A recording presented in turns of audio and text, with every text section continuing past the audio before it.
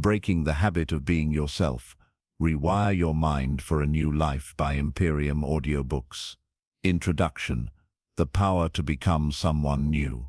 Take a deep breath. Now, imagine this moment, right here, right now, being the start of a completely new life. A life where you no longer wake up carrying the weight of yesterday's habits, doubts, or fears. A life where your thoughts don't control you. You control them. Imagine the freedom of not reacting the same way you always have, not feeling trapped in the same emotional cycles, but instead consciously creating who you are and who you are becoming. That's what this audiobook is about. Breaking the habit of being yourself isn't just another self-help idea. It's a revolution of the mind. It's the process of remembering that you are not your thoughts, not your past, and not your conditioning. You are the awareness behind all of it, and that awareness has the power to rewire everything. We live in a world that tells us to change our circumstances, get a better job, move to a new place, find a different relationship, buy the next thing. But real transformation doesn't start out there. It starts in here, inside your mind. Because no matter where you go, you take yourself with you. The truth is, most people are not living new lives. They're living the same day, over and over again, calling it life. They wake up thinking the same thoughts, feeling the same emotions, repeating the same reactions, until their identity becomes a loop. Their body becomes addicted to the chemistry of the past. And every morning, when they wake up, their brain automatically fires the same patterns that keep them stuck in who they used to be. But what if you could break that loop? What if you could unlearn who you've been, to become who you were meant to be? That's the promise of this book. Science has already shown us what the mystics and spiritual teachers have known for centuries. Your thoughts literally change your brain. Your emotions shape your body. Your beliefs sculpt your reality. When you think, you fire neural networks. When you feel, you wire them together. Over time, those patterns become your identity, a predictable you. But if you can consciously choose new thoughts, new emotions, and new actions, you can rewire your mind for a new life. That means you don't have to be a victim of your past. You don't have to be trapped by who you were. You can think beyond your environment, beyond your memory, beyond your story, and step into the future version of yourself right now. But here's the catch. You can't just wish it. You have to become it. To change your life, you must first change your energy, your emotional frequency. You have to leave behind the familiar emotions of guilt, anger, fear, and self-doubt, and replace them with gratitude, joy, and purpose. You must train your mind to think greater than how you feel. Because if you keep thinking the way you've always thought, you'll keep living the way you've always lived. Breaking the habit of being yourself means stepping into the unknown, the place beyond comfort, beyond repetition, beyond the predictable you. It's in that unknown where real transformation happens, because the unknown is not empty. It's full of potential. It's where the old self dies and the new self begins. You'll discover that your mind and body are not separate. They are partners in creation.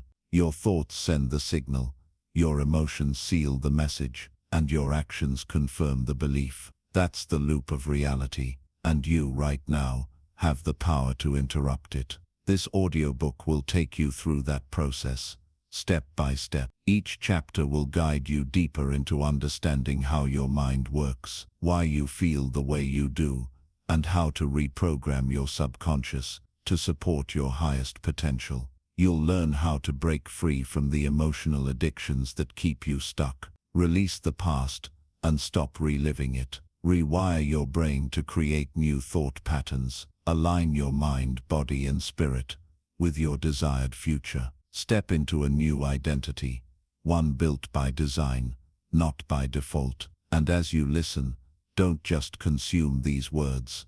Practice them, reflect on them, meditate on them, speak them, because the transformation doesn't happen from listening.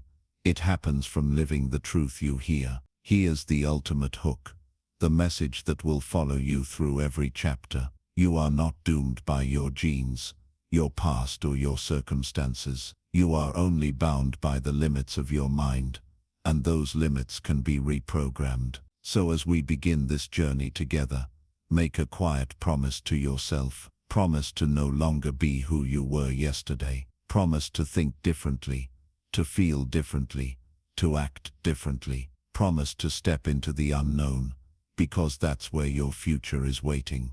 By the end of this book, you'll realize something extraordinary. You were never broken. You were simply conditioned. And once you break that conditioning, once you break the habit of being yourself, you'll see that the life you've been dreaming of was never out there. It was always inside you. Welcome to your new life. Chapter 1. The Prison of Personality, How We Become Trapped by Our Own Minds. Every person walking this earth wears an invisible mask. It's the version of us we've built through years of repetition, the sum of our thoughts, emotions, habits, and reactions. We call it personality, but in truth, for most people, it has become a prison. It's the reason you keep saying, "That's just how I am." It's the explanation behind your anger, your anxiety, your overthinking, your hesitation, your fears. You believe you are your reactions. You believe you are your story. You believe that your emotions are who you are. But what if that's not true? What if your personality isn't your identity, it's just your programming? You see, your personality is nothing more than the pattern of how you've been, not who you are. It's the echo of your past, showing up in your present. Every time you repeat the same emotional response, your brain reinforces the same neural pathway.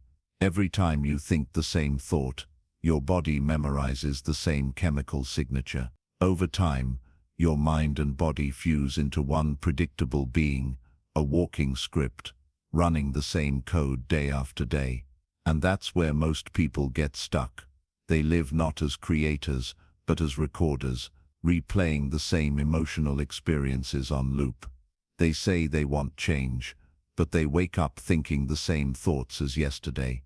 They feel the same feelings, perform the same habits, and wonder why life never looks different.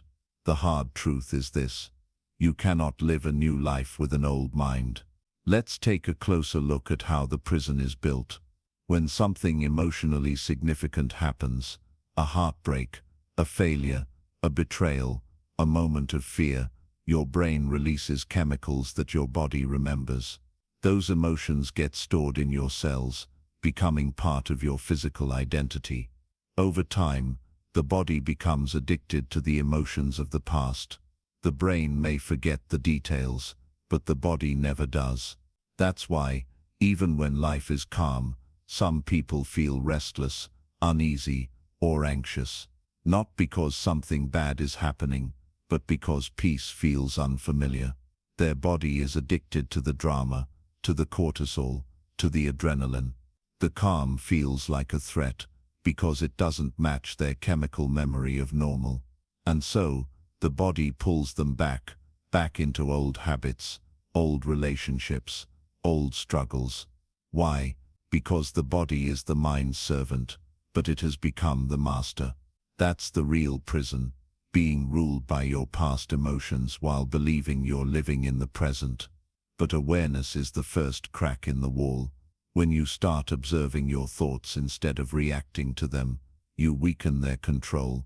When you catch yourself spiraling into the same emotional stories, "I always fail," "Nothing ever works out," "People always hurt me," and pause long enough to witness them, you begin to separate from the old self. You realize, wait, that's just my conditioning talking. That's not who I am. That moment of awareness is freedom. Here's something you need to know. The personality you've been living is not permanent. It's programmable. It was written by repetition, and anything written can be rewritten. Every time you think, you make your brain fire in a specific sequence. Every time you feel, you teach your body that sequence. Together, Thought and emotion create a feedback loop that defines who you are. Change either one, and the entire system begins to shift. The key to breaking free lies in disrupting the loop. You must teach your body that it's safe to feel differently. You must train your brain to think thoughts it has never thought before. It won't happen easily, because your old self will fight for survival. That voice in your head that says, "You'll never change." That's not truth. That's familiarity trying to hold on. Your old self has been your comfort zone, even if it's painful, because the brain loves what's predictable. It would rather suffer in the known than risk freedom in the unknown. So to break the habit of being yourself, you must be willing to step into discomfort, not physical pain but emotional unfamiliarity. You must become comfortable feeling uncertain, awkward, exposed and new. That's how you know the old program is dissolving. Think of it like this. Every version of you that has ever existed was created by thought. The anxious you, the confident you, the fearful you, the creative you. None of them were permanent. They were all chosen, trained and reinforced. So if your past self was created, your future self can be too. Now, here's the paradox. Your brain cannot tell the difference between a vivid imagination and a real experience. When you imagine yourself calm, strong, and capable, your brain fires the same neural patterns, as if it were actually happening.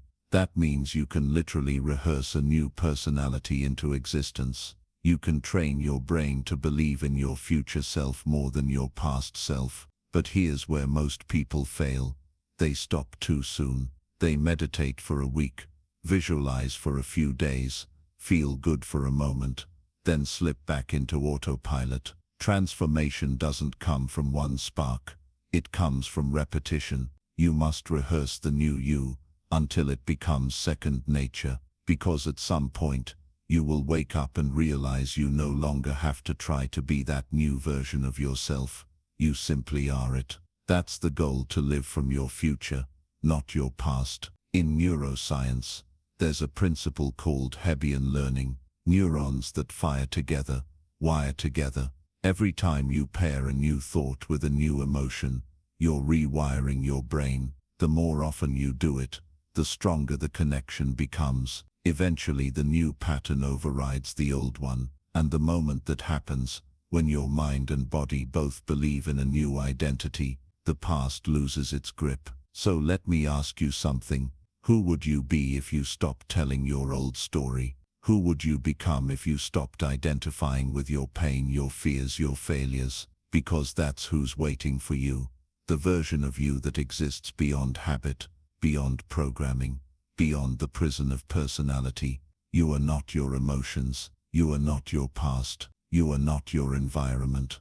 You are the consciousness that has the power to reprogram them all. The walls of your prison are not made of steel. They're made of thoughts. And you, my friend, hold the key. Chapter 2. The Science of Change. How Thoughts Become Reality. There's a reason most people talk about change but never truly experience it.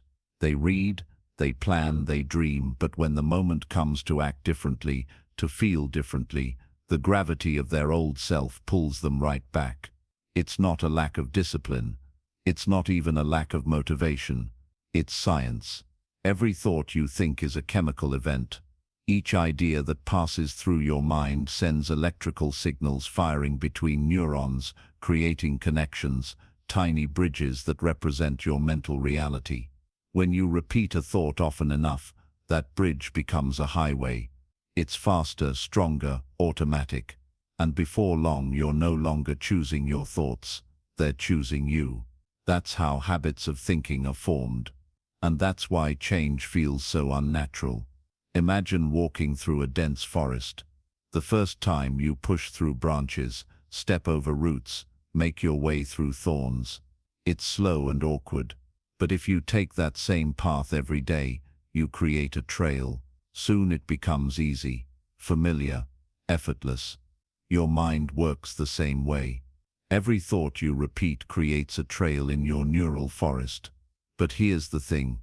Every time you think a new thought, you begin to carve a new path, and if you walk it often enough, that new path becomes your new default. So change, real lasting change, isn't about forcing your willpower every day. It's about reprogramming your brain to make new thoughts automatic. But to do that, you must first understand one powerful truth. Your brain is not a record of the past. It's a map for the future. Unfortunately, most people use it the wrong way. They let their emotions, which are simply memories of past experiences, dictate how they think today. They feel sad, angry, betrayed, or anxious, and their thoughts follow suit. This always happens to me. Nothing ever changes. Those thoughts produce more of the same emotions, and the cycle repeats. The mind and body fall into alignment, not with the future, but with the past. So how do you break it? By reversing the order of creation. Instead of feeling because of what you're thinking, you must think because of what you choose to feel. Let that sink in. You are not meant to wait for something external to change how you feel. You're meant to feel first, and let the external world catch up. That's how reality bends. Every major breakthrough in your life, every leap of faith, every bold decision began when you felt something new before the world gave you permission. You believed in a possibility strong enough that your thoughts and emotions synchronized with a future that didn't yet exist. And because of that, your brain started firing in patterns consistent with that new reality. That's not wishful thinking. That's neuroscience.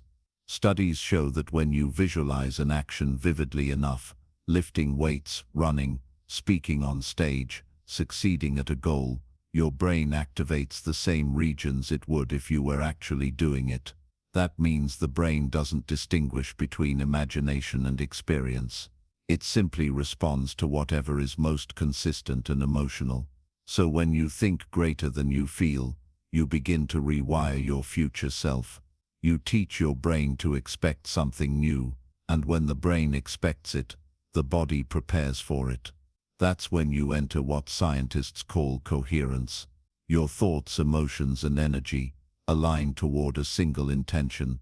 But let's pause here for a moment, because you might be wondering, if it's that simple, why doesn't everyone do it? Because the old self doesn't go quietly. The moment you decide to change, your body, which has been conditioned by years of emotion, sends signals to your brain that say, "This feels wrong." Your heart races, your stomach tightens, your mind fills with doubt. That's not failure, that's withdrawal. Your body is detoxing from old emotional addictions. It's the same process someone experiences when giving up caffeine, sugar, or any substance, except the addiction is internal. You've been living on the chemistry of your past fear, anger, guilt, or shame. When you stop feeding those emotions, your body panics, begging you to return to normal. That's the breaking point. That's where most people quit. They interpret that discomfort as a sign to stop, when in truth, it's the greatest sign to continue, because on the other side of that discomfort is freedom. When you override your body's emotional programming, you reclaim your mind. You take back the steering wheel of creation. Here's the process, simplified. Awareness. You begin to observe your thoughts instead of obeying them. You catch the patterns, the negativity, the fear, the self-talk, and you name them. Awareness breaks the automatic loop. Interruption. When those thoughts arise, you interrupt them with new possibilities. I'm not my past. I am safe to change. I am becoming someone new. These are not affirmations. They're recoding commands. Emotion.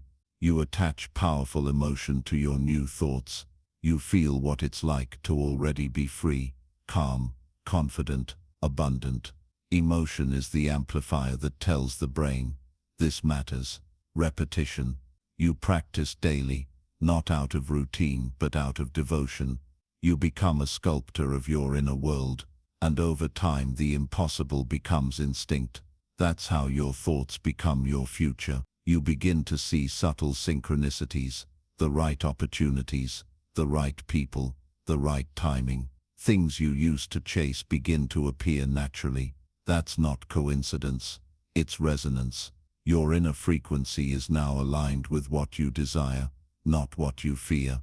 Here's the part that most people misunderstand. The universe doesn't give you what you want. It gives you what you are. If you think rich but feel poor, you'll keep attracting scarcity. If you say you want love but carry resentment, you'll meet conflict. If you dream of freedom but live in fear, you'll keep finding cages. The outer world is a mirror. It reflects your dominant inner signal. So ask yourself, what are you broadcasting? Are your thoughts a replay of your past, or a rehearsal of your future? The shift begins the moment you decide to think intentionally. You can no longer afford to drift on autopilot. You must become conscious of every thought, every feeling, every internal story, because each one is either reinforcing your old life or building your new one. And the most powerful moment of all, the moment your brain truly changes, is when you think something new and believe it. When you not only imagine success, peace, or transformation, but feel it so deeply that your body begins to live as if it's already true. At that point, you're no longer waiting for your new life to appear. You're generating it. The moment your thoughts and emotions agree, reality begins to reorganize itself around that new signal. Because the brain is not a recording device, it's a projector. It doesn't reflect the world, it creates it. And when you master your mind, you master creation itself. So remember this. The most powerful thing you can do for your future is to think greater than your environment, greater than your circumstances, and greater than your emotions. Because when you do, you're no longer a product of your past. You become the architect of your destiny. Chapter 3. Reprogramming the Subconscious. The hidden engine of change. If the conscious mind is the captain of the ship, the subconscious is the ocean beneath it, vast, deep, and infinitely more powerful. You can steer the wheel all you want, but if the currents below move in the opposite direction, you'll never reach your destination. This is the truth most people never understand. It's not your conscious thoughts that shape your life. It's your subconscious programming. You can repeat affirmations all day. Say, I am confident, I am successful, I am enough. But if deep down your subconscious still whispers, you're not, it will quietly sabotage every effort you make. So what exactly is the subconscious? It's the invisible operating system running your mind. It's the sum of everything you've ever seen, heard, felt, and believed, stored not as memories, but as patterns. It runs your automatic responses, your habits, your emotional triggers, and your sense of identity. It's the reason you react the same way when criticized. It's why you always attract the same kind of relationships. It's why you self-sabotage right before success. Because your subconscious doesn't care about your dreams. It cares about your survival. And survival to it means familiarity. If your subconscious learned that love equals pain, it will seek painful relationships. If it learned that money means danger, it will repel abundance. If it learned that being visible attracts judgment, it will keep you invisible, no matter how much you say you want to shine. This is why real change must happen beneath the surface. You must not just think differently. You must feel differently long enough to reprogram your emotional memory. You cannot outthink your subconscious. You must reteach it. Now, here's the fascinating part. Your subconscious mind doesn't respond to words. It responds to emotion and repetition. That means the language of the subconscious is not logic. It's feeling. If you tell yourself, I am worthy, but you feel unworthy, the subconscious ignores the thought. But if you imagine yourself as worthy, powerful, and capable, and feel that truth with deep emotion, your subconscious begins to listen, because emotion is the code of the subconscious. This is why traumatic events stick with us, not because of what happened, but because of how strongly we felt when it did. And this is also why healing and reprogramming require emotional intensity in the opposite direction. If pain programmed your past, joy can program your future. The process is simple, but it requires devotion. You must go beyond surface-level thinking and enter the emotional state of your desired future until your subconscious accepts it as reality. Here's how. 1. Access the subconscious state. The subconscious is most open when your brain is in alpha or theta waves. That is, when you're deeply relaxed, meditating, or just waking up or falling asleep. In these states, the mind is quiet, and the gates between the conscious and subconscious are wide open. That's why morning and evening rituals are so powerful. They are your windows of access to the deepest parts of your mind. 2. Feed it new instructions. Once you're relaxed, visualize your new identity in vivid detail. Don't just see it, feel it. Imagine what confidence feels like, what freedom tastes like, what peace sounds like. Engage every sense. Your brain doesn't distinguish between imagination and memory, so the more real it feels, the faster it imprints. 3. Anchor it emotionally. The stronger the emotion, the faster the reprogramming. Gratitude, joy, love, excitement. These are high-frequency emotions that open your subconscious like sunlight opens a flower. When you feel deep gratitude for a future that hasn't happened yet, your brain believes it already has. And when your brain believes something has happened, your body follows. 4. Repeat until natural. Repetition builds familiarity, and familiarity is the language of the subconscious. The moment your new pattern feels normal, you've succeeded, because the subconscious only resists what feels new, not what feels familiar. So, make the new self your new normal. That's when miracles stop feeling like miracles. They start feeling like life. Let's go deeper. Every belief you hold today began with repetition. As a child, someone said something. You're so shy. You're not good at that. You're difficult. And your subconscious took it as truth. You replayed it enough times until it became part of your identity. Now the same process can undo it.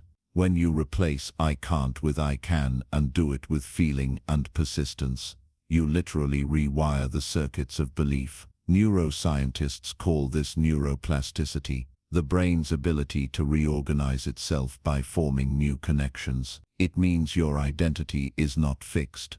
It's fluid. You are not who you think you are.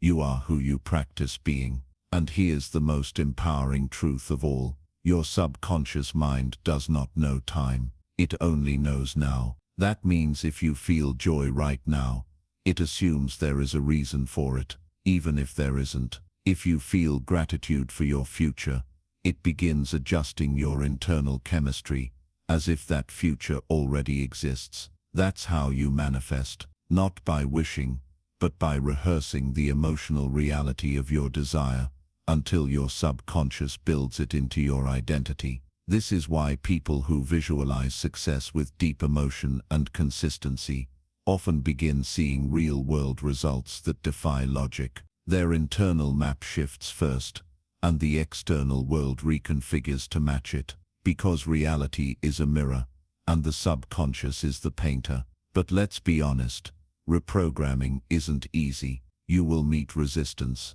You will hear the inner critic say, "This is fake. This won't work. You've tried before." That's not truth. That's the old code defending itself. Every time you ignore it and keep going, you weaken its grip. Every time you choose the new emotion over the old one, you reclaim power. And one day, without realizing it, you'll wake up different. You'll react calmly to what once triggered you. You'll believe in yourself without forcing it. You'll notice that peace feels natural and chaos feels foreign. That's when you'll know the subconscious has been reprogrammed. And once it changes, your entire life follows. Because the subconscious is not just a hidden force. It's the creative engine behind your every thought, decision, and destiny. When you align it with your vision, Nothing can stand in your way. So tonight, before you sleep, close your eyes and feel the truth of who you are becoming. Don't just think it, feel it. Let gratitude flood your chest for the life you're creating. Repeat to yourself, softly, confidently, I am no longer who I was. I am who I choose to be. Because that is the ultimate power, not to react to life, but to rewrite it from within. You are not a victim of your programming. You are the programmer. And every thought you think, every emotion you feel, every moment you choose awareness over autopilot, you are rewriting the code of your destiny. This is the secret the old self never wanted you to know. You are not broken. You are being rewritten. Chapter 4. The Emotion Identity Loop. Why you keep repeating the past. There's a moment, a quiet, almost invisible moment, when life begins to repeat itself. The faces change, the settings shift, but the emotions stay the same. You meet a new person, and somehow the same patterns unfold. You chase a new goal, and somehow the same resistance appears. You wake up in a new year, full of plans and promises, and by mid-year, you find yourself right back where you started. Why? Because emotions are the glue that holds your past together, and identity is the story that keeps you living it. You see, emotion and identity are inseparable. Every emotion you hold on to shapes how you see yourself. If you've carried disappointment long enough, you begin to identify as someone who can't catch a break. If you've held fear too long, you start calling yourself anxious. If sadness became familiar, it rewrote your self-image as the one who always struggles. And here's the trap. Once your emotions form your identity recreates your emotions. It becomes a self-perpetuating loop. You think thoughts that match how you feel. You make choices that reinforce your identity. You attract situations that confirm what you believe to be true. If you feel unworthy, your subconscious will seek relationships that make you prove your worth. If you feel powerless, you'll unconsciously put yourself in situations where you have no control. If you feel unseen, you'll find yourself surrounded by people who overlook you. And every time the pattern repeats, you say, "See, this is just who I am." But that isn't who you are. It's who you've been feeling like. Emotions are powerful because they're not just thoughts. They're chemistry. Every time you feel anger, sadness, or fear, your brain releases chemicals that teach your body how to feel that emotion again. Over time, your body becomes addicted to those chemicals, craving them the way someone might crave caffeine or sugar. So when you try to change, when you begin to think new thoughts or take new actions, your body resists. It craves the old emotional cocktail, the stress, the drama, the anxiety, because that's what feels familiar, and familiarity feels safe. That's why people return to toxic relationships. That's why they repeat mistakes, even when they know better. It's not because they want pain. It's because their nervous system associates pain with home. The emotion identity loop is a biological addiction to the past. But here's the truth. Emotions are energy in motion. They are meant to move through you, not live inside you. When you hold on to them, you turn them into identity. So how do you break free? You have to teach your body to feel safe in a new emotional state. You must make peace feel more familiar than panic. You must make calm more comfortable than chaos. You must make self-love more natural than self-doubt. That's the work. That's the rewiring. And it begins with awareness. Start noticing when your emotions arise. Don't label them as good or bad. Just observe. When you feel anger, say to yourself, "Interesting, my body is remembering anger." When you feel fear, whisper, "This is an old signal trying to keep me safe." You'll notice something miraculous. Awareness weakens the emotion's hold, because the moment you observe an emotion, you are no longer inside it. You become consciousness, not chemistry. Now let's talk about something deeper, the emotional signatures that run your life. Every person has a few dominant emotions that drive most of their behaviors. For some it's anxiety, for others it's guilt, for many, it's the quiet ache of not feeling enough. Your job is to identify yours, because once you see the pattern, you can rewrite it. Let's say your dominant emotion is fear. You've lived most of your life expecting something to go wrong, so even when things go well, your nervous system stays alert. That constant state of anticipation drains your energy and closes your heart. The next time fear arises, instead of running from it, sit with it, breathe, notice where it lives in your body. Is it in your chest, your stomach, your throat? Then ask yourself gently, what story is this emotion trying to tell me? Usually you'll hear an old voice, maybe a parent, a teacher, a moment from childhood. And when you realize that voice is not you, the emotion begins to lose power, because emotion without a story dissolves. That's how you start breaking the loop, by becoming the observer instead of the participant. Once you stop feeding the emotion with old thoughts, it fades, and when it fades, you reclaim energy. That energy can now be used to create new emotional experiences: gratitude, peace, love, inspiration. At first those new states will feel awkward. Your mind will say, this feels fake, but keep going. Every time you choose gratitude instead of worry, you are reconditioning your nervous system. Every time you breathe through anger instead of reacting, you are upgrading your emotional software. Over time your body begins to prefer the new chemistry. Peace becomes the new normal. Calm becomes your home. And that's when you know you've broken the emotion identity loop. Because here's the beautiful secret. Your emotions were never enemies. They were messengers. They came to show you what needed healing, what needed love, what needed release. When you listen without judgment, the emotion completes its purpose and leaves. When you resist it, it lingers and becomes identity. So the next time life repeats itself, don't ask, why does this always happen to me? Ask, what emotion is my soul asking me to release? Because the past doesn't repeat, the emotion does. Change the emotion, and you change the pattern. Change the pattern, and you change your life. The key to transformation isn't thinking your way out.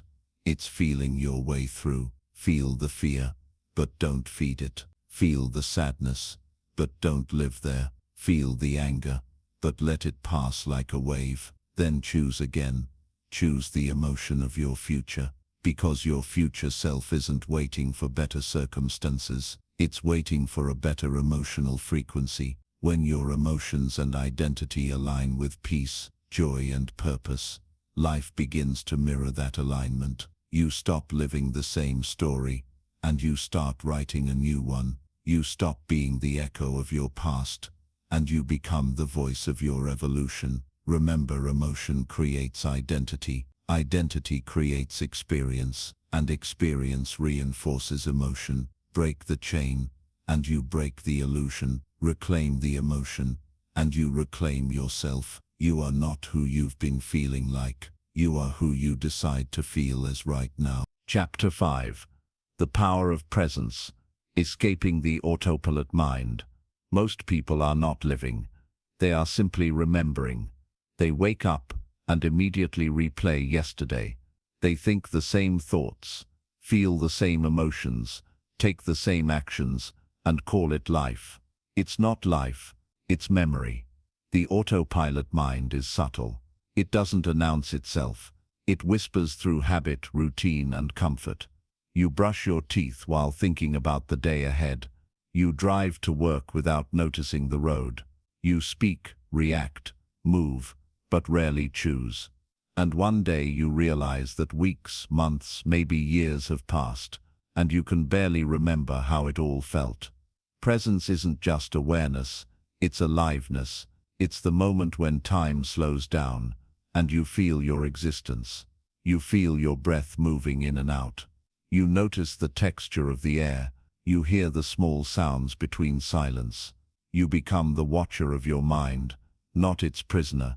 But to live in presence, you must first recognize how deeply unconscious the human mind tends to be. Science tells us that 95% of our daily actions are subconscious, habits wired into the brain by repetition.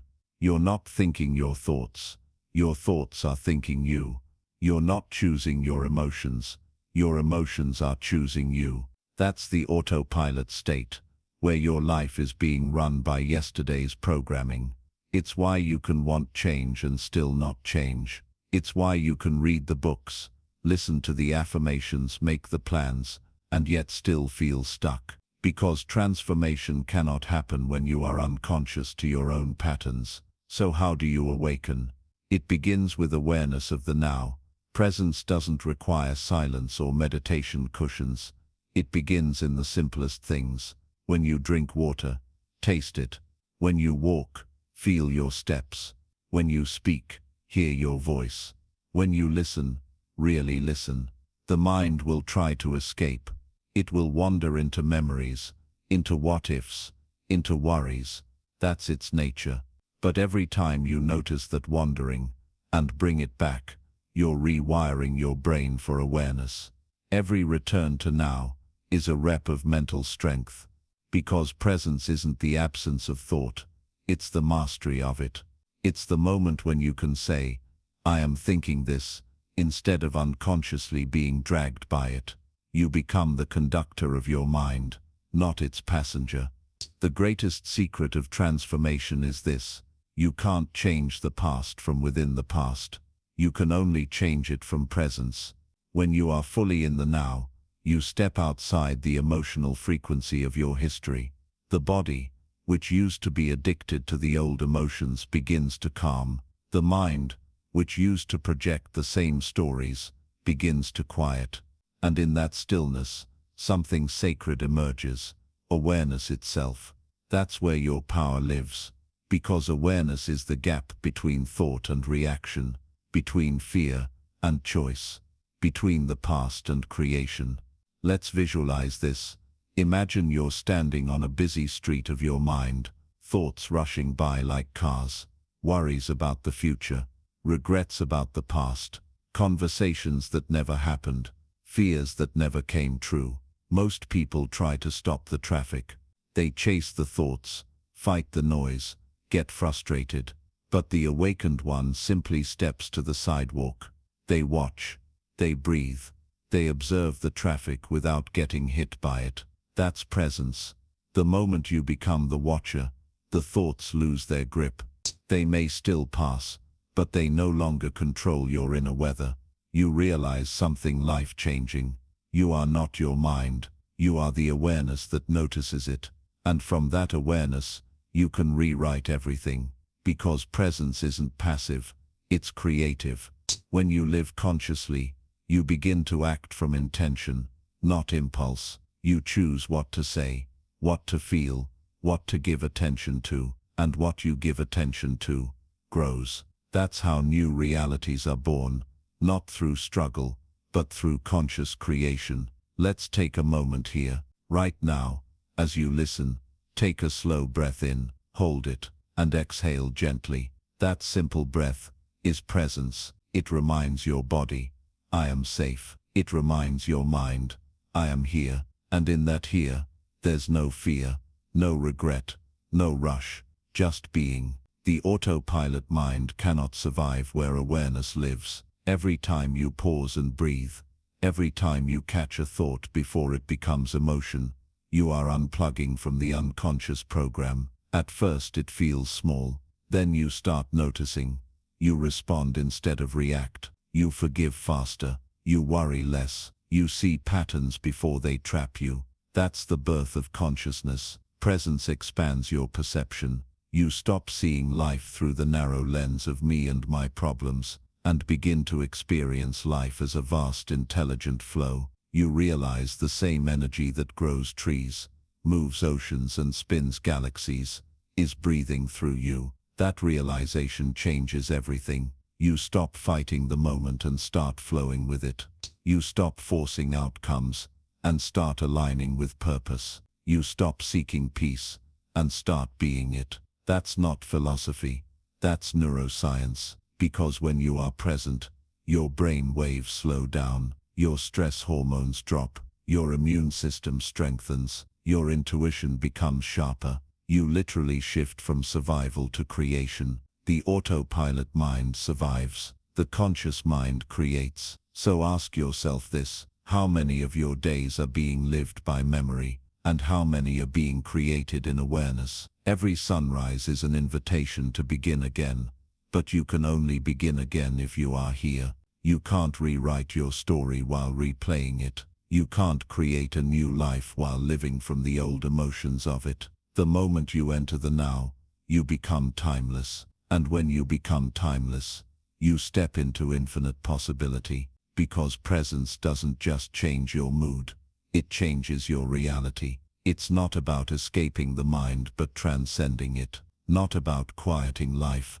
but awakening to it. In presence, you remember who you are, not the identity shaped by emotion or history, but the consciousness beneath it all. You remember that you are not broken, you are not behind, you are not your past, you are awareness, limitless, creative, eternal. And every time you choose presence over autopilot, you reclaim your freedom, because the power of presence isn't in thinking differently, it's in being differently. And when you be differently, life mirrors it back. Chapter 6.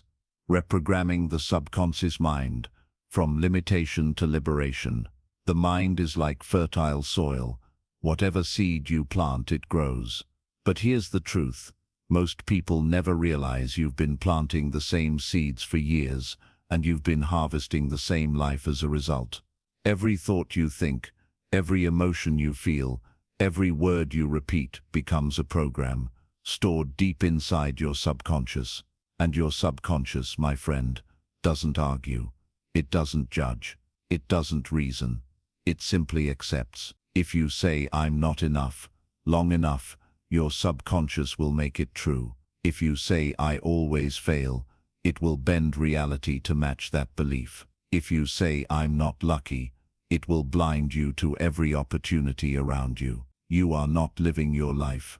You are living your beliefs. And most of those beliefs aren't even yours.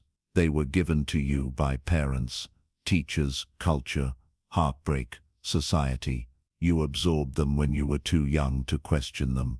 And now, as an adult, those beliefs have become invisible walls around your potential. That's the real prison, not outside you, but within you. Your subconscious mind runs 95% of your daily actions, thoughts, and emotions. That means for most of your waking life, you are being controlled by old programming written years ago. You may want success consciously, but if your subconscious associates success with rejection or guilt, it will sabotage you. You may want love consciously, but if your subconscious believes love equals pain, it will quietly push it away. So, how do you rewrite the code? How do you reprogram the mind that runs your life? It begins with awareness, and then with emotion, because logic doesn't change the subconscious, emotion does. Let's go deeper. Every time you experience something intense, whether it's joy or pain, the emotion imprints the belief deeper. Think of your subconscious like wet cement. Every emotional event leaves a footprint. Most people carry thousands of these tiny moments that shaped how they see themselves and the world. That time you failed and felt ashamed, a belief formed. That time someone said you'll never make it, another belief was stamped in. That heartbreak that broke your spirit, another one. And now, years later, those small moments are still running your show. But here's the miracle. If emotion built the program, emotion can rewrite it. Every time you feel a new emotional truth, a truth of peace, confidence, worthiness, love, you're literally rewiring your brain. Your neurons fire differently, your body chemistry shifts, you change at a biological level. That's not just motivation, that's neuroscience. The subconscious speaks the language of emotion, repetition, and imagery. That's why visualization works. That's why affirmations work only when you feel them. That's why meditation works. It quiets the conscious mind so the subconscious can finally listen. Let's pause for a moment. Take a deep breath. Now imagine this scene. You are standing in front of a mirror. You see your reflection, but instead of your face, you see your past. Every doubt, every fear, every self-judgment. Now, as you breathe slowly, imagine wiping the mirror clean, and as you do, the image changes. You start to see not who you were, but who you're becoming. You see strength where there was shame. You see clarity where there was confusion. You see love where there was fear. That right there is reprogramming, not through force, not through fighting the old, but through feeling the new. Because you can't fight darkness with darkness. You bring in light. That's how you liberate your subconscious. You start introducing new emotional truths, again and again, until they become your new default. When you say, "I am worthy," and feel it, really feel it in your heart, you begin rewriting the file that said,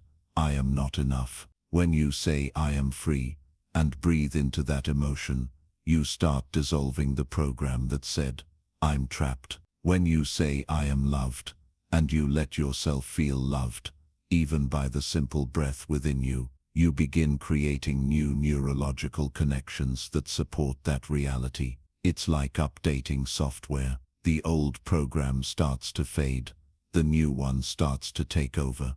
But here's the secret. You can't just think new thoughts. You must become them. If you think rich but feel poor, the subconscious will obey your feeling. If you say, "I'm confident," but carry shame in your body, the subconscious will obey the emotion. The subconscious doesn't understand language. It understands frequency. Emotion is frequency. So to reprogram your mind, you must change how you feel about yourself. And that begins by forgiving yourself for who you used to be. Forgiveness is the reset button of the subconscious. It releases the emotional charge that keeps the old program alive. When you forgive, you reclaim your energy. You free your mind from emotional repetition.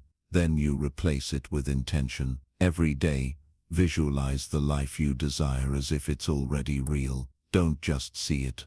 Feel it. Feel the gratitude, the peace, the confidence. Your subconscious will start building bridges toward that image, without resistance, because it doesn't know the difference between imagination and reality. It only knows emotion. That's how athletes perform at impossible levels. That's how visionaries create the impossible. They live the future before it happens. They rehearse the emotion of success until the body believes it's already true. You can do the same, and soon the mind that once held you back will start working for you, not against you. You'll notice your habits shifting naturally. You'll speak differently, walk differently, attract differently, because you are no longer reacting from memory. You're acting from creation. That is the essence of liberation. Freedom is not escaping your mind. It's mastering it. And mastery begins when you stop identifying with your limitations and start identifying with your potential. You were never your wounds. You were the awareness behind them. You were never your fear.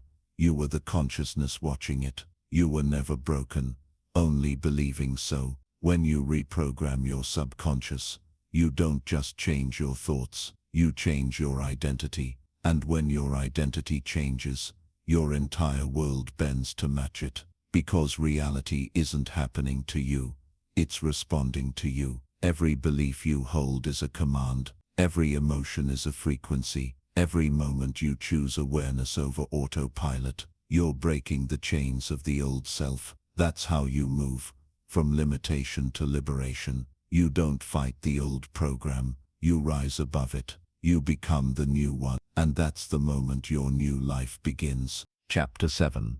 The Identity Shift. Becoming the future you. Everything in your life right now, the money you make, the relationships you have, the habits you keep, is a reflection of who you believe you are. Not what you want, not what you dream, not even what you say, but what your subconscious identity accepts as me. If you've ever tried to change your life, but kept falling back into the same old patterns. You weren't fighting laziness, you were fighting identity, because the mind always seeks to prove itself right. If deep down you see yourself as a failure, your brain will unconsciously guide you to situations that confirm that belief. If you see yourself as unworthy of love, you'll push away anyone who tries to give it. If you see yourself as average, you'll sabotage excellence before it threatens that comfort zone. Your life can never rise above your self-image. That's the invisible ceiling every human hits, not the lack of talent, not the lack of opportunity, but the lack of an upgraded identity. You can't live like a new person while holding on to an old definition of yourself. The identity shift is not about pretending, it's about remembering who you really are, beneath the programming, beneath the conditioning, beneath the story of "this is just who I am." Because the truth is, identity is not fixed. It's a story you've told yourself long enough that your body started believing it. Every "I am" statement carries creative power. I am tired. I am unlucky. I am not good enough. You repeat those enough times, and your subconscious obeys them as commands. But the same law works in your favor too. When you say, "I am capable," your mind begins searching for proof. When you say, "I am confident," your body starts aligning with that posture. When you say, "I am powerful," you start noticing moments when that truth wants to emerge. The moment you change the story you tell yourself, you begin rewriting reality itself, because identity is the lens through which you experience life. Let's imagine this. You walk into a room full of people. If your inner identity says, "I don't belong here," every glance will feel like rejection. If your identity says, "I bring value here," every glance will feel like recognition. Nothing changed, only you did. And that's enough to shift everything. This is why visualization works so powerfully. When you visualize the future version of yourself, the one who already is what you desire to be, you're not imagining fantasy. You're tuning your subconscious to a higher frequency of identity. You're telling your brain, "This is me now." And the brain begins reorganizing itself to match that signal. You start thinking differently. You start feeling differently. You start acting differently. Not because you're forcing change, but because you've become change. That's the real transformation, not behavior modification, but identity transmutation. When you change who I am, the habits that used to feel hard become natural. The goals that felt far begin to feel inevitable. You stop chasing and start attracting, because you've stepped into alignment with your future self. The secret is emotional rehearsal. Don't wait for the outside world to confirm the new identity. Feel it before it shows up. Feel the gratitude of success before the success comes. Feel the confidence of peace before the breakthrough arrives. That emotional rehearsal tells your subconscious this is real now, and your subconscious, being obedient, begins creating the conditions that make it real. You start noticing opportunities that were always there. You start drawing in people that match your new vibration. You start shedding situations that no longer resonate, because energy follows identity. You can't hold a mindset of lack and expect abundance. You can't carry a vibration of fear and expect freedom. You can't see yourself as small and expect a big life. Your outer world rearranges itself according to the inner world you identify with. So here's the question you must ask yourself daily. Who am I choosing to be today? Not who you were yesterday, not who your past says you are, but who you decide to be now. Identity is a decision, not a destiny. When you wake up and declare, "I am abundant," you're programming your subconscious to seek abundance. When you say, "I am calm and centered," your nervous system begins aligning to that state. When you affirm, "I am a creator of my reality," life begins to mirror that truth back, because what you consistently identify as becomes what you inevitably experience. Let's go deeper. Every version of you already exists in potential. The confident you, the healed you, the disciplined, wealthy, peaceful you, They all exist in the quantum field of possibilities. You don't create them, you tune into them, like tuning a radio. Your frequency of thought and emotion determines which version of yourself you experience, and the dial that tunes it, your identity. When you say, "I am becoming the future me," and you keep feeling, acting, and thinking as that person, you lock onto that signal. Reality begins to bend. You start seeing signs, synchronicities, confirmations, not because something magical happened, but because you finally matched the vibration of the life that was waiting for you all along. This is the essence of being transformed by the renewing of your mind. It's not a religious command. It's a psychological truth. The mind must be renewed before the life can be reborn. So today, I invite you. Stop identifying with your wounds. Stop repeating the old script of "I can't," "I'm trying," "I'm not there yet." You are there, the moment you claim it. Walk, talk, breathe, and decide as the future you. Dress how that version would dress. Speak how that version would speak. Forgive how that version would forgive. Move through life with that version's peace and certainty. And slowly, beautifully, that identity will replace the old one. People will say, "You've changed." But the truth is, you've remembered. You've remembered who you were meant to be before the world told you otherwise. That's the identity shift. That's the rebirth. That's how you break the habit of being your old self and step into your next evolution. You stop waiting for permission to become the person you were born to be, because the moment you change your identity, your destiny changes with it. Chapter 8. Emotional Freedom. How to detach from your past self. There comes a moment in every person's life when the weight of who they used to be becomes too heavy to carry. A moment when the memories, the regrets, the guilt, the pain, all of it, feel like a chain around the neck of who you're trying to become. And in that moment, something inside whispers, you can't move forward if you keep dragging your past behind you. The past, if not healed, becomes a ghost, haunting your present, influencing your decisions, shaping your emotions in silence. It doesn't need to appear as memories or flashbacks. Sometimes, it hides in your reactions, your fears, your hesitations. That's why emotional freedom is not a luxury. It's a necessity for transformation. You cannot step into a new life with an old vibration. You can't embody peace while still living in the echoes of pain. And you can't experience joy while emotionally replaying yesterday's wounds. The past version of you, the one who made mistakes, who got hurt, who didn't know better, served a purpose. But that version was never meant to be permanent. It was a chapter, not your identity.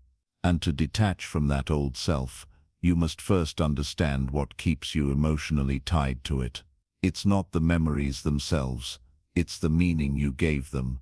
Every painful experience was followed by a silent conclusion. I'm not enough.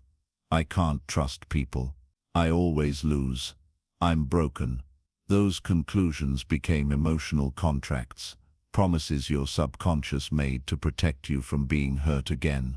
But the same walls that protect you also imprison you. Every time you revisit those emotions, every time you feed the story of your pain, you reinforce the same identity. You rehearse the same self. And the brain, loyal and obedient, keeps wiring itself to that reality. So emotional freedom begins not with forgetting the past, but with releasing the meaning that binds you to it. You do that by viewing your pain from a higher level of awareness, not as the victim of the story, but as the author who can rewrite it.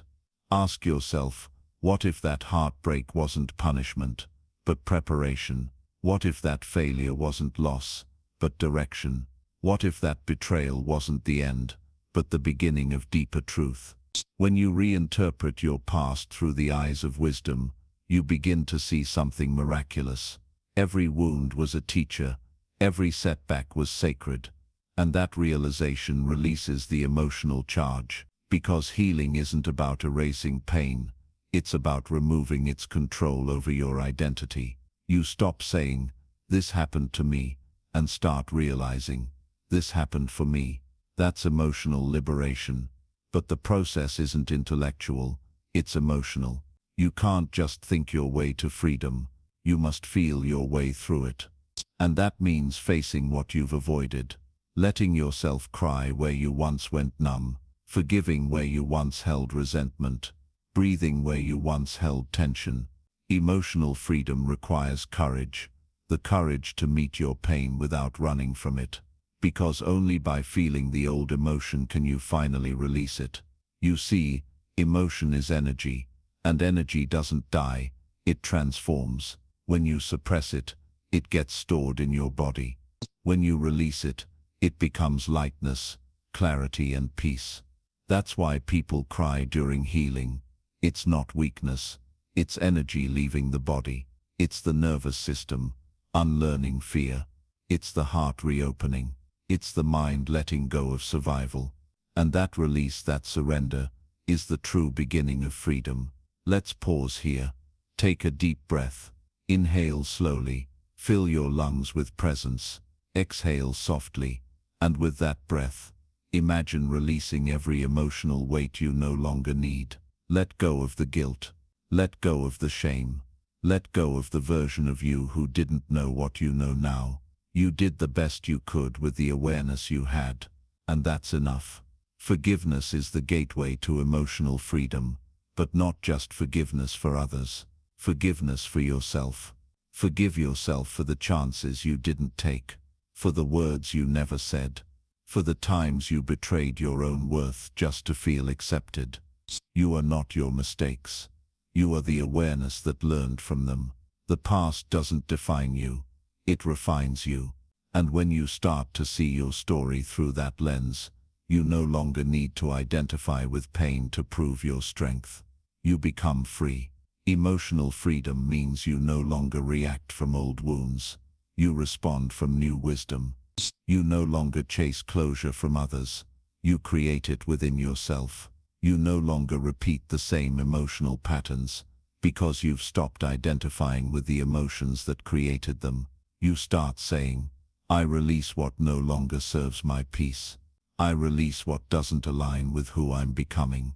I release what belongs to a past that no longer exists. And as you say that, as you feel that, you can literally sense your energy shift. Your shoulders lighten, your breath deepens, your mind quiets. Because the body holds emotion, and when the body feels safe again, the soul begins to expand. This is the essence of emotional rebirth. You are no longer living in reaction to who you were. You are creating from who you are becoming. You stop fighting your past and start befriending it. You see how every pain built your depth. Every heartbreak expanded your empathy. Every loss carved space for greater love. And suddenly, what used to break you becomes what built you. That's when you know you're free. Not because the past disappeared, but because it no longer defines your energy. Freedom is not the absence of memories.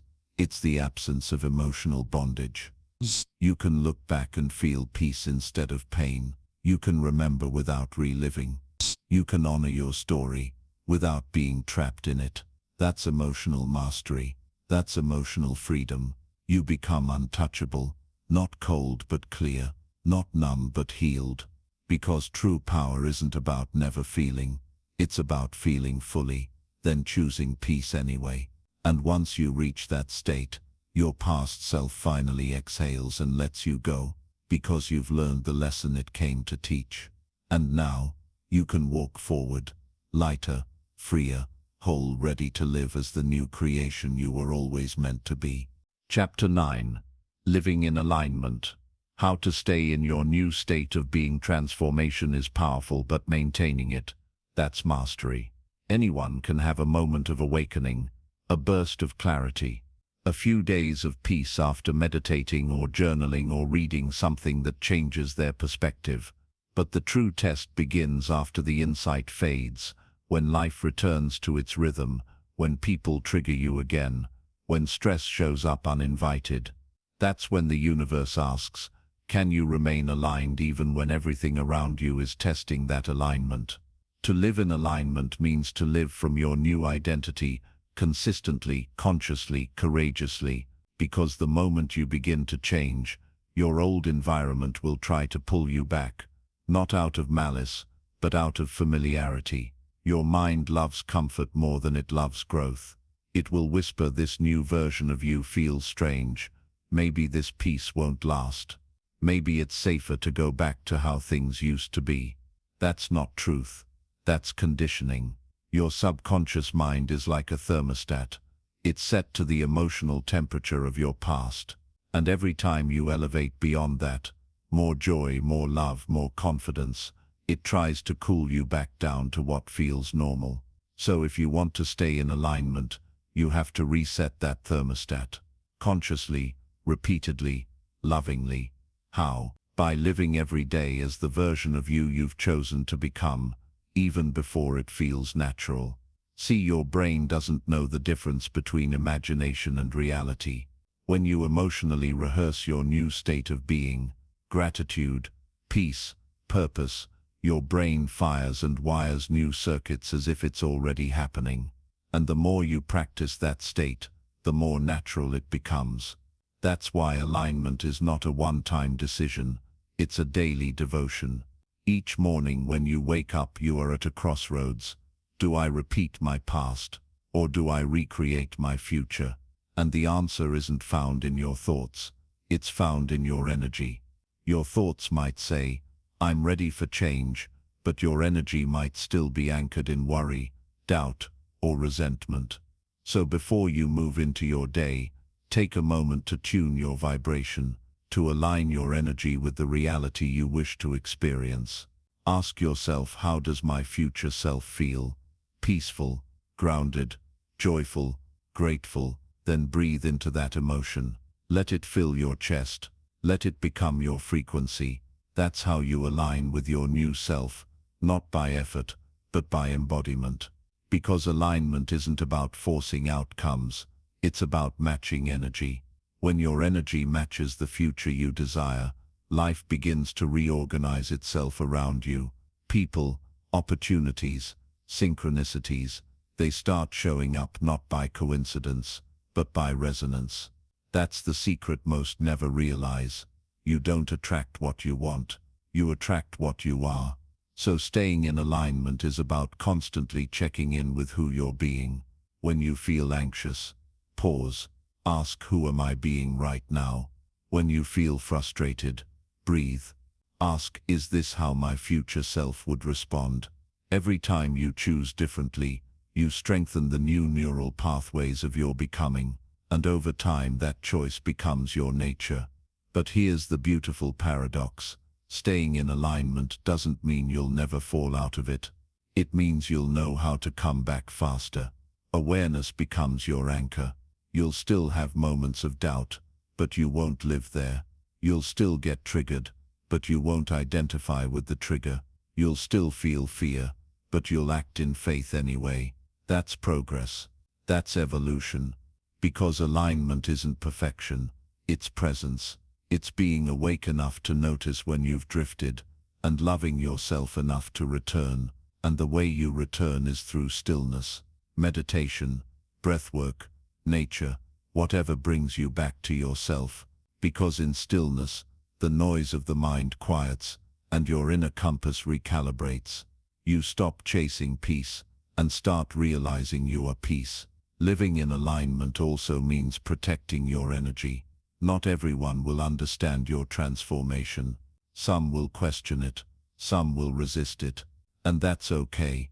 It's not your job to convince them. You can love people without lowering your vibration to meet them. You can stay kind without staying small. You can be compassionate without being consumed. Protecting your peace is not selfish, it's sacred. Because every time you abandon your alignment to please others, you teach your subconscious that their comfort matters more than your truth. And that's how people lose themselves again, not in one big moment, but in small compromises that slowly pull them back to who they used to be. So let this be your reminder. Stay loyal to your evolution, even when it's lonely, even when it's uncomfortable, Even when your old life tempts you with the illusion of safety, you are no longer available for energies that drain your spirit. You are no longer addicted to chaos disguised as passion. You are no longer obligated to explain your peace, because the more aligned you become, the less you chase, and the more you attract. People will start saying, "You've changed," and you'll smile and say, "I was meant to." Living in alignment is living intentionally. It's choosing thoughts that empower, words that uplift, actions that align. It's replacing reaction with response, fear with faith, and urgency with trust. It's knowing that the universe moves in divine timing, and your only job is to stay in vibrational harmony with what you've asked for. That's why patience becomes a power. You stop forcing what's not ready, and start flowing with what is. You stop begging for signs, and start becoming one. Every day becomes a sacred practice of alignment. Your breath, your focus, your choices, and slowly, your outer world starts to reflect your inner transformation. People notice something different about you, your calm, your confidence, your clarity. Not because you're pretending, but because you're finally being who you really are. That's alignment. It's not a destination, it's a vibration. It's not about arriving, it's about allowing.